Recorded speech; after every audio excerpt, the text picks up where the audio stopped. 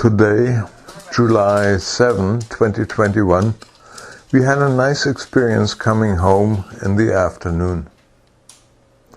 A family of hairy woodpeckers were assembled on the trunk of a cherry tree, and the adult was feeding one of the two young.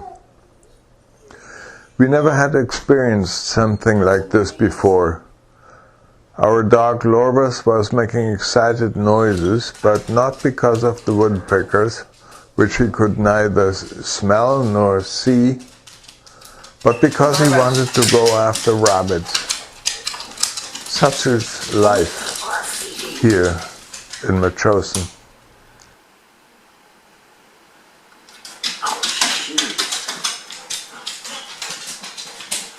No. Can you get a video? That's amazing.